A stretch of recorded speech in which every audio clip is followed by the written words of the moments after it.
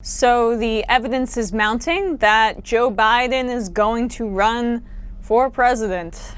Here we go. A reporter from the National Journal says that Joe Biden has made job offers in New Hampshire, a source tells that reporter, and then a HuffPost reporter says Joe Biden has also made job offers in South Carolina, two early primary states, so that's pretty definitive, and then the evidence continues to stack on top of that. Joe Biden is getting advice from social media executives on how best to appeal to young voters. I could make a snarky comment, but I'll reserve those for his policy positions. Former Vice President Joe Biden revealed on Tuesday that his family is on board with a 2020 run and he is very close to making a decision. Speaking at the University of Delaware, Biden said that he has discussed a run with his family, including his grandchildren, noting that the most important people in my life want me to run. So he's run for president twice before. He has lost. That doesn't mean he shouldn't run again. Totally fine with him wanting to run. This is his decision. It's a free country.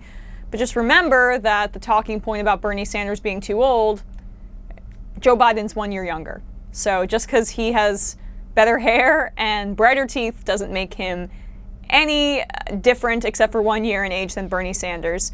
But the thing about Joe Biden is I really think that his polling lead is all Obama-era nostalgia. I've said I don't have empirical evidence to back that up, but I think his lead will evaporate once he enters the race, which it seems almost certain that he's going to do now. I thought he might not. Honestly, I thought it was like a 50-50 shot, but I was erring on the side of Joe Biden's not going to enter. He knows that this isn't the time for him. But look, I'll be fair. If I was leading in all of these theoretical polls, I'd probably jump in the race too. So we can't hold it against Joe Biden, but we can hold his past policy positions and his past votes before he was vice president against him. And I think that they will come back to haunt him once anyone just does a little bit of digging and forgets that he's just tangentially associated with Obama, who was the last president that we had who isn't a complete child. So regarding his vote on the bankruptcy bill, on several occasions throughout the past 15 years, the colossally powerful banking lobby unsuccessfully pushed for new legislation to tighten the rules pertaining to who can file for bankruptcy protection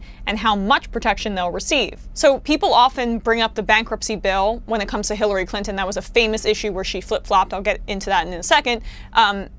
When it's a negative thing in a presidential primary, but I don't think a lot of people know the substance of it, so this is Salon doing a great job breaking it down. The first time in recent memory occurred in 2000 when then President Clinton pocket vetoed bankruptcy reform legislation at the request of First Lady Hillary Clinton, who had been convinced to do so by a little-known Harvard professor and vocal reformer named Elizabeth Warren. Joe Biden, on the other hand, voted for the bill. Another bill in 2001 failed to pass with Biden's vote, but the 2001 bill was resurrected after George W. Bush's second inauguration. So that puts Biden to the right of Hillary Clinton, Bill Clinton, and of course Elizabeth Warren on bankruptcy protection, on protections for consumers versus big banks. Biden voted twice to gut protections for consumers in terms of bankruptcy protection. Voted twice. And then he voted for it a third time. The Bankruptcy Abuse Prevention and Consumer Protection Act was passed in April 2005 by the U.S. Senate in a 74-25 vote, including the yeah vote of Joe Biden, and was quickly signed by President Bush. Hillary Clinton skipped that vote.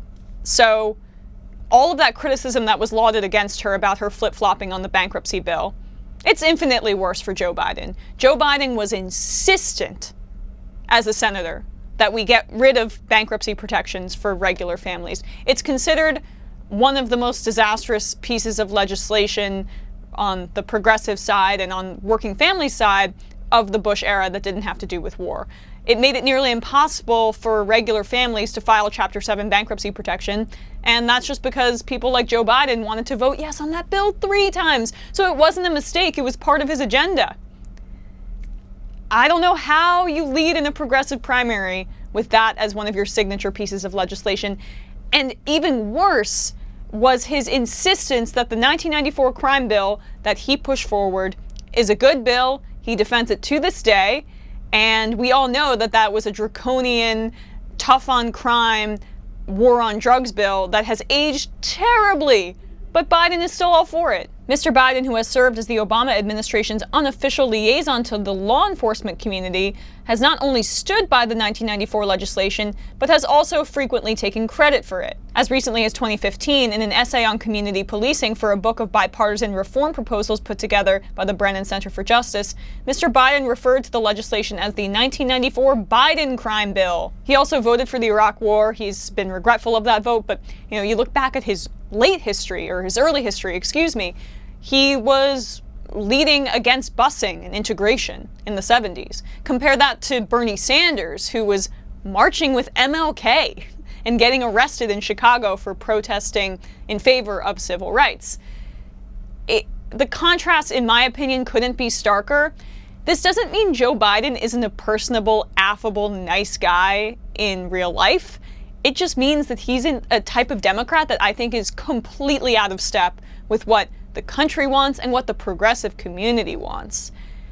I don't know where his grassroots support comes. I think that a lot of people supporting him in these polling situations are just looking back on the Obama era, comparing it to the Trump era and saying, take me back there. I want that. I want that again. That's era of stability. I, of course, have so many criticisms of the Obama administration, but this is the general feeling and aura and consensus around Joe Biden's candidacy, I believe.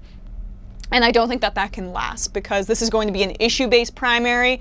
We have powerhouses on policy like Elizabeth Warren and Bernie Sanders, and people bringing different things to the table that, he's just Amy Klobuchar, but with better name recognition and who doesn't throw things at people, who's way more likable. I just don't see it. So I think he's going to enter the race. It'll be interesting. I don't think he should. I